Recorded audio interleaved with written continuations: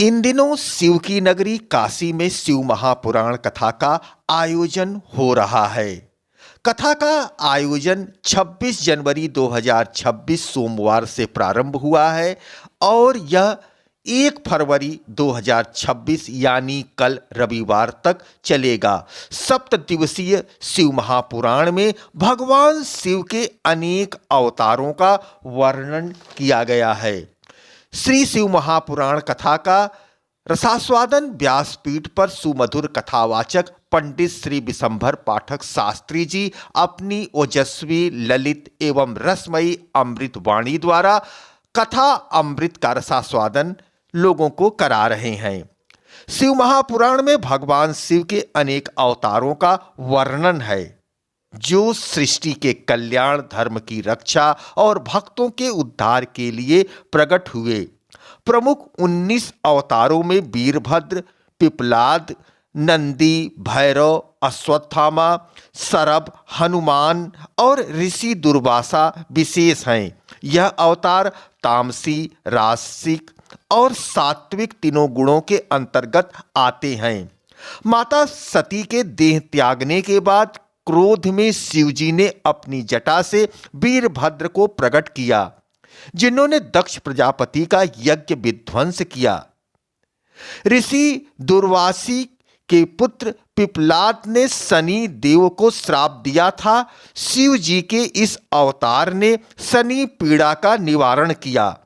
नरसिंह भगवान के क्रोध को शांत करने के लिए शिव ने सरभ अवतार लिया, जिसमें वे सिंह और पक्षी के मिश्रित रूप में थे। भगवान शिव के 11वें रुद्र अवतार हनुमान जी को माना जाता है, जो राम भक्त के रूप में जाने जाते हैं। भगवत अर्चना से जो है अपने को दूर रखने वाला है, संपूर्ण फलों से जो है अपने को दूर रखने वाला है। कौन? तो क्रोध रूपी शत्रु। क्या क्रोध नहीं करना? जब क्रोध करना नहीं है तो क्रोध की उत्पत्ति क्यों हुई? यह क्रोध रूपी दोष क्यों प्राप्त होता? उसको कहते हैं क्रोध हमारे जो है शत्रु है। क्यों उत्पन्न भया? क्रोध करना है, लेकिन वह क्रोध को हम कहां पर प्रकट करेंगे? धर्म की रक्षा के निमित्त।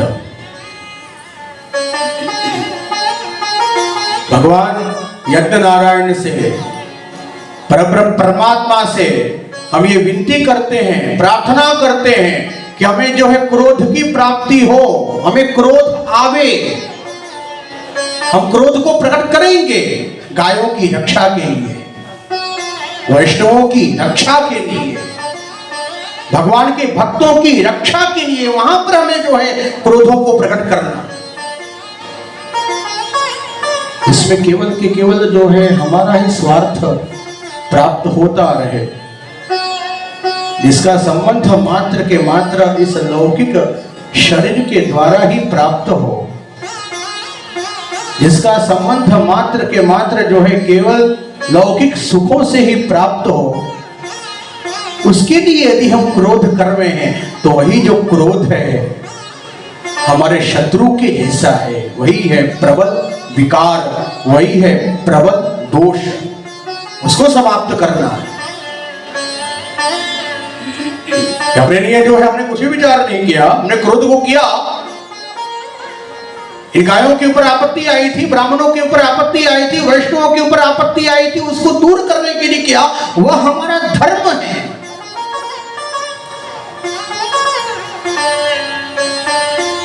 उन आपत्तियों को देखकर भी यदि हम मौन को धारण कर देंगे तो उस मौन को धारण करने के कारण हम दोष के भागी बन जाएंगे कि हमारे नेत्रों के द्वारा जो है ये अपराध हो रहा था, वो हमने उस अपराध को रोका नहीं, उसके कष्टों को जो है दूर नहीं किया। दोष के भागी जो है हम स्वतः बन गए। यह इंद्र जो है अहंकार के कारण अनायास रूप से जो है क्रोध को ये प्रकट करता ही रहता है, प्रकट करता ही रहता है। और इंद्र की स्थिति कैसी है? वह जो ब्रह्म परमात्मा ने इंद्र को अपना सखा बनाया है कि इंद्र जो है ना ये मेरा सखा है।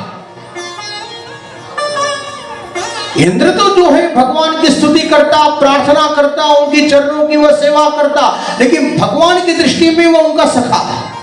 इतनी बड़ी कृपा है।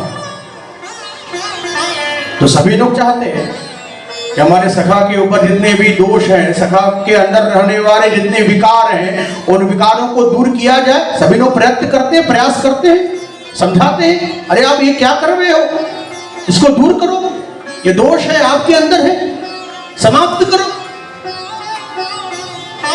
यह इंद्र जो है मानने को तैयार नहीं है।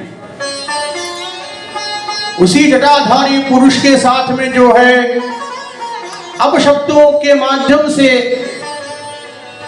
कहना आरंभ किया। दोनों के दोनों जो है उद्विग्नता को प्राप्त किए, अर्थात ये जो भगवान शिव जो इस रूप में वहां पधारे थे, उनका भी क्रोध जो है बढ़ता गया, बढ़ता गया। भगवान शिव ने जो है आज अपने क्रोध को ही जो है प्रकट कर दिया। और वही जो क्रोध है वह क्रोध अग्नि के रूप से जो है सामने स्थित भया, इंद्र की तरफ जो है दौड़ा है। ये बृहस्पति भगवान शिव के चरणों में आते, प्रार्थना करते, प्रभु अब रक्षा करो, ये आपका दर्शन जो है प्रत्यक्ष रूप से प्राप्त हो गया है। भगवान शिव ने अनुग्रह किया, लेकिन वह जो क्रोध जो कि भगवान शिव का था वह तो बाहर आ ही गया, प्रकट हो गया था ना। है तो करुणामय भगवान शिव, भगवान शिव का स्वरूप ही है, स्नेहात्मक स्वरूप है। यदि उस करुणामय को यदि क्रोध आ जाए तो उनकी स्थिति कैसी रहती। इसको हम सब क्या कहते हैं कि बड़े सीधे हैं, उनको उनके पास में जो है क्रोध नहीं आता, वो कभी भी जो है क्रोध नहीं करते हैं। जो कभी भी जो क्रोध नहीं करने वाला है, जो कि शांत प्रवृत्ति का है, उस शांत प्रवृत्ति को जब क्रोध की प्राप्ति होती तो देखो इसका कितना विकराल रूप से जो है क्रोध वह सामने उपस्थित हो जाता। जो क्रोध कभी नहीं करने वाला आज वह क्रोधी हो गया।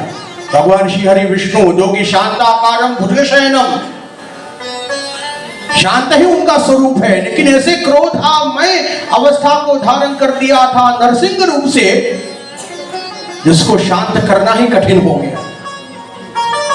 जो स्वयं में जो है करुणा के स्वरूप, ऐसे जो महादेव आज ये जो है क्रोध को जब उत्पन्न करते हैं तो उनका क्रोध ही जो है बाहर जब आ गया है इंद्र को जो है माध्यम बना के, तो ऐसा लग रहा है कि इसी क्रोध रूपी अग्नि के माध्यम से जो है सर्वत्र संहार की स्थिति प्राप्त हो जाएगी। और सृष्टि का जो दायित्व है वह किसका है? तो ब्रह्मा जी का है। ब्रह्मा जी ने विचार किया कि अरे हम सृष्टि का विस्तार कैसे करेंगे, स्थिति तो ऐसी हो जाएगी, संहार की स्थिति अनायास ही प्राप्त हो जाएगी, समय के पूर्व ही जो है संहार हो जाएगा। इस क्रोध रूपी अग्नि के माध्यम से इस अग्नि को जो है शांत करना है, शांत करना है। तो पितामह ब्रह्मा जी ने वह जो भगवान शिव की जो क्रोधात्मक जो अग्नि है उसको जो है समुद्र में स्थित कर दिया। और इस समय वो क्रोध रूपी अग्नि जो है समुद्र में जाती तो वही जो अग्नि है, क्रोध है भगवान शिव का, एक बालक के रूप से परिवर्तित होके समुद्र में से उत्पन्न हो जाता। शिशु की अवस्था, समुद्र में से उत्पत्ति अवस्था जो है बड़ी हो गई, कोई दिखा नहीं, इसने जो है रोना आरंभ किया। इसके रोने के कारण जो है देवतागण व्याकुल भय। ब्रह्मा जी वहां पर आते और ब्रह्मा जी को देखकर जो है ये जो पुरुष है जिसकी उत्पत्ति अभी भी जो है समुद्र के द्वारा भई है, ये ब्रह्मा जी को पकड़ने का प्रयास कर रहा है। ऐसा लग रहा है कि ये ब्रह्मा जी का ही भक्षण कर देगा। देखने में ऐसा लग रहा था। पितामह ब्रह्मा ने देखा तो पितामह ब्रह्मा जी की दृष्टि जो है उस पुरुष के ऊपर पड़ती है, तो ब्रह्मा जी के नेत्रों से जो है अश्रुपात होने लग गया। इतने वह भी जो है घबरा गए थे। घबराहट में कभी कभी जो आंसू निकल जाते हैं ना, वह स्थिति प्राप्त हो। ब्रह्मा जी भी घबरा गए। उनको तो पकड़ने का ये प्रयत्न कर रहा है कि अब पकड़ में आ जाए तो इसी का ही भक्षण कर दे। अच्छा, ये बात, ये किसका पुत्र है, किसका पुत्र है? ब्रह्मा जी ने इस प्रकार कहना आरंभ किया तो उसी समय जो है वहां से सागर जो है आकृति को ग्रहण करके उपस्थित होते उस समुद्र ने कहा कि पितामह, इसकी जो उत्पत्ति है हमारे द्वारा हुई है, यह मेरा ही पुत्र है। अच्छा, ये तुम्हारा पुत्र, तो ऐसा है। इसको देखते ही जो है हमारे नेत्रों में से जो है जल बाहर आ गए, गिर पड़े। इस कारण जो है इसका नाम रहेगा जलंधर। शक्तियों से युक्त रहेगा, अधिपति होगा। इस प्रकार ब्रह्मा जी ने कहा। दैत्य गुरु शुक्राचार्य ने जो है उसी जलंधर का जो है अभिषेक किया है, याज्ञ ने जो है प्रतिष्ठित किया है। कालांतर में जो है वृंदा के साथ में इसी जलंधर का विवाह संपादित होता। क्रोध का ही स्वरूप है और क्रोध के स्वरूप होने के नाते जो है अनायास ही जो है तमोगुणी ही रहेगा। क्रोध कैसा रहता है? तमोगुण का ही स्वरूप रहता है या क्रोध? क्रोध के द्वारा इसकी उत्पत्ति भगवान शिव के क्रोधाग्नि के माध्यम से, तो स्वाभाविक है कि इसके अंदर जो है तमोगुण की ही क्षमता, तमोगुण की अधिकता अधिक रूप से रहने वाली है। दैत्य प्रवृत्ति का यह ही है। लेकिन इसकी जो पत्नी है पातिव्रता धर्म का पालन करने वाली, अपने पति की जो है सेवा करने वाली, जलंधर जो है अपनी सभा में बैठा है और इसी समय जो है राहु का आगमन उसी स्थान पर होता है। वह राहु की स्थिति कैसी है, किस प्रकार का उसका स्वरूप है? केवल के केवल जो है उसका मस्तक है, उसका धर नहीं है। धर जो है केतु के नाम से विख्यात है। वह पूरा का पूरा जो है अंग है तो राहु दैत्य का, लेकिन भगवान के सुदर्शन चक्र के माध्यम से दो विभाग उसके हो गए थे। वही जो धर केतु के नाम से विख्यात और उसका जो सिर है, मस्तक है, वह जो है राहु के नाम से विख्यात है। वो भी दैत्य प्रवृत्ति का आया सभा में कि हमारी जो है राजा की सभा लगी है और जलंधर ने देखा इस राहु को। अरे ये राहु इस प्रकार का कैसा है, बोल भी रहा है, आ भी रहा है, इसका धर कहां है?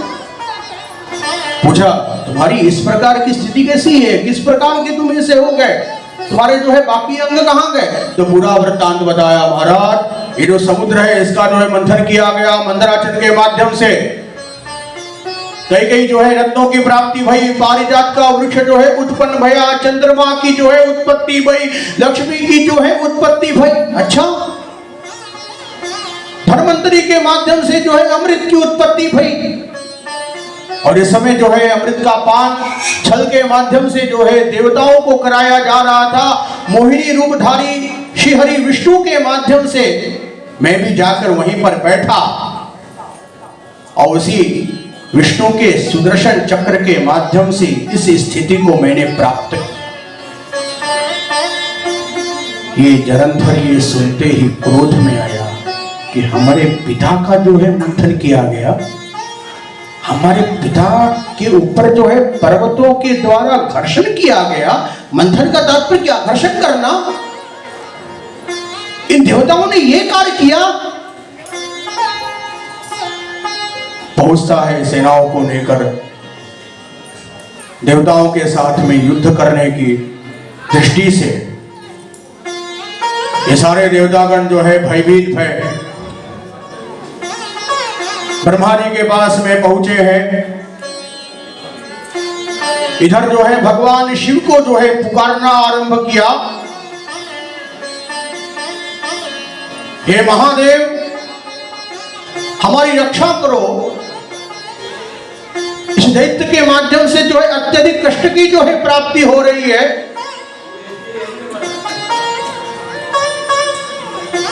महादेव कैलाशाधिपति ने कहा कि देखो देवतागण,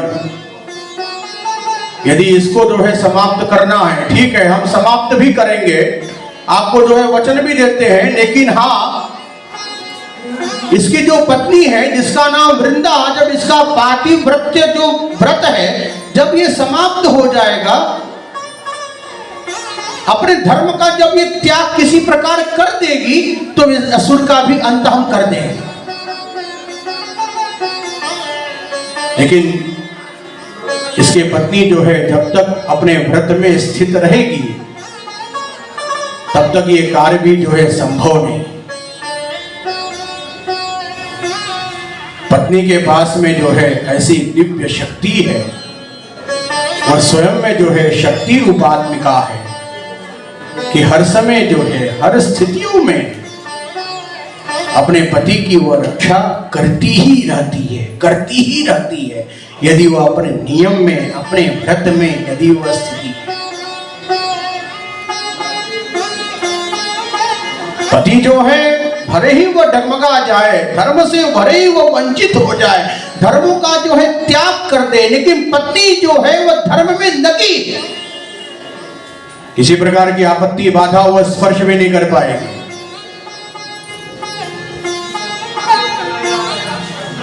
जो अपने लोग जो कहते कि यह घर है, यह घर किसके द्वारा ही जो है संबोधित किया जाता, किस प्रकार जो है घर जो है शोभायमान होता है, यह पत्नी के माध्यम से ही जो है घर शोभायमान रहता, पत्नी के माध्यम से ही जो है हर प्रकार के सुख जो है प्राप्त होते हैं। उसकी रक्षा जो है होती रहती है। भगवान शिव ने स्वयं कहा कि इसके पत्नी का जो धर्म है ये प्रबलता से युक्त है, प्रबल धर्म का ये पालन करती है। ये किस प्रकार संभव है? तो ये कार्य जो है भगवान नारायण के माध्यम से जो है संभव हो सकता है, यदि उनकी कृपा की प्राप्ति हो गई। देवताओं के आग्रह करने पर जो है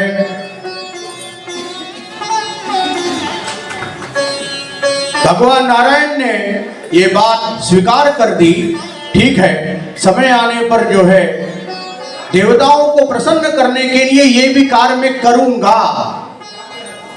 लेकिन हाँ इसको हम मारेंगे नहीं, ये स्पष्ट कर दिया। क्यों नहीं मारेंगे? क्योंकि हमारे पत्नी का ये भाई है। यदि हम जो है जलंधर के पास में पहुंचेंगे तो पहले ही जो है हमारी जो पत्नी अर्थात लक्ष्मी या पहले जो है मुझे वचन से जो है युक्त कर देगी, आप जा रहे हो हमारे भाई के पास में, लेकिन उसको मारना मत। भाई जैसा भी हो, लेकिन उस बहन की दृष्टि में, उस भगिनी के मन में उस भाई के प्रति जो है दया की भावना हमेशा हमेशा के लिए बनी रहती है।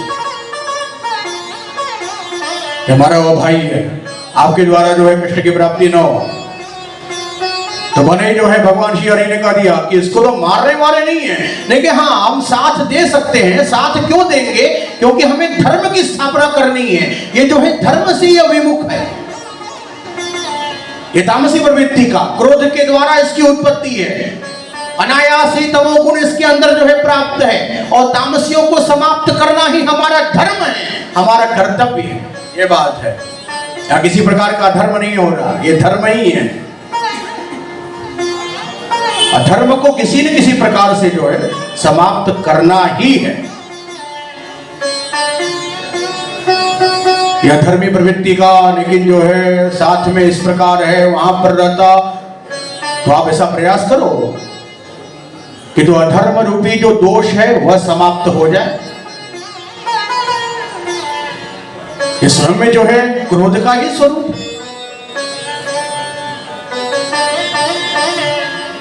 लीला को जो है आगे बढ़ाना, ये जलंधर अत्यंत जो है क्रोध में तो है ही है, प्रतिशोध को तो लेना ही है, ये विचार बना के रखा है। क्या करें इस प्रकार का ये विचार कर रहा है। नारद जी ने विचार किया कि हमें को कोई जो है आगे आना पड़ेगा। यदि हम जो है जब आगे आवेंगे तभी जो है भगवान की लीला जो है ये आगे बढ़ेगी। किसी न किसी को तो माध्यम बनना ही पड़ेगा। नारद जी महाराज जो है वहां उपस्थित है, कहा हे जलंधर दैत्यराज, तुम्हारे पास में सब कुछ है लेकिन एक स्त्री रूपी रत्न नहीं है जो कि वास्तव में वह रत्न है। अरे देवर्षि क्या कह रहे हो? क्या वो देखो पार्वती, क्या ये पार्वती जो है तुम्हारे पास में है क्या? वह तो कैलाश पर रहती है। कि अच्छा ये बात है। तो इस प्रकार जो है देवर्षि नारद ने इस जलंधर को जो है कहा, उसको जो है भड़काया। उस पार्वती के लिए इसके मन में उत्कंठा बढ़ी कि हमें जो है पार्वती को जो है ग्रहण करना ही करना है, ये इसके मन में विचार आ गया। और सीधे कैसे पहुंचे? एक दूत को भेजा है कैलाश पर। और किसको भेजा? तो राहु को ही भेज दिया और कहा जाके वहां पूरा वृत्तांत करना कि हमारा आदेश है, हे शिव, इस पार्वती को जो है हमें अर्थात जलंधर को ये अर्पित कर दें, हमारे राजा को जो है प्रदान कर दें, नहीं तो युद्ध की स्थिति जो है प्राप्त हो जाएगी। और इस समय ये राहु कैलाश पर आता और यहाँ पे जो है इसने कहना आरंभ किया। क्या कहता है?